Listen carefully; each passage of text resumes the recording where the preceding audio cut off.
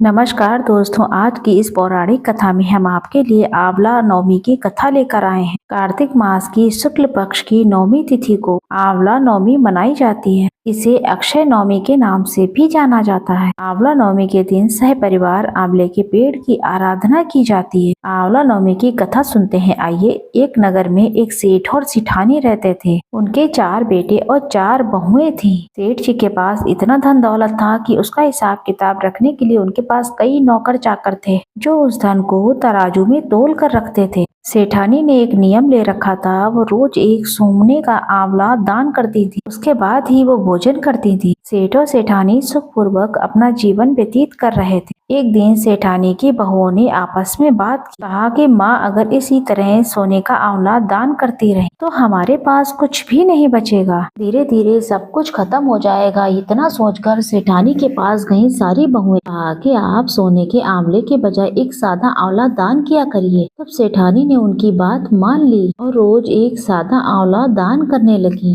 कुछ दिनों के बाद सेठानी की बहुओं को उनका सादा आंवला भी दान करना खटकने लगा।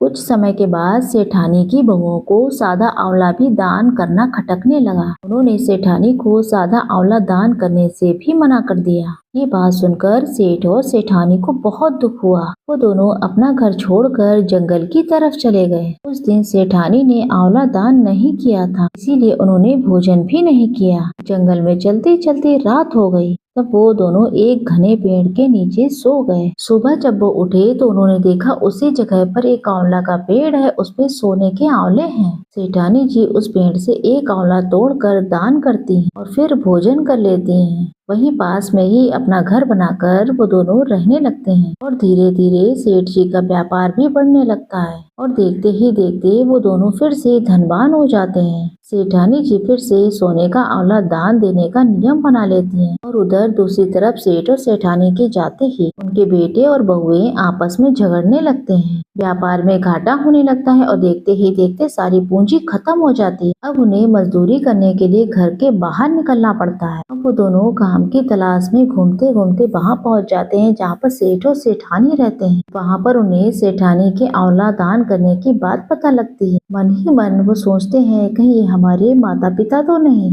लेकिन सोचते हैं उनके पास तो कुछ भी नहीं था। वो सभी काम के लिए सेठ जी के पास जाते हैं। सेठ जी को देखते ही उनके पैरों में गिर पड़ते हैं और फिर उनसे माफी मांगते हैं। कहते हैं, पिताजी हमें माफ कर दीजिए, हम पैसे के लालच में अंधे हो गए थे। हमने आपको घर से जाने दिया, जबकि उस घर में सब कुछ आपके ही किस्मत का था। तब सेठ और सेठानी ने अपने बेटों को माफ कर दिया और अपने पूरे परिवार के साथ सुख शांति से रहने लगे। दोस्तों, ऐसा भी कहा जाता है आंवला नवमी के दिन भगवान श्री कृष्ण गोकुल की नगरी को छोड़कर मथुरा गए थे। मान्यताओं के अनुसार आंवला नवमी के दिन अगर कोई व्यक्ति आंवले की पूजा करता है और उसके नीचे बैठकर भोजन ग्रहण करता है तो भगवान विष्णु और भोलेनाथ उसकी सभी मनोकामनाएं पूर्ण करते हैं। इस दिन संतानें अपने बच्चे की लंबी आयु के लिए भी प्रार्थना करती हैं।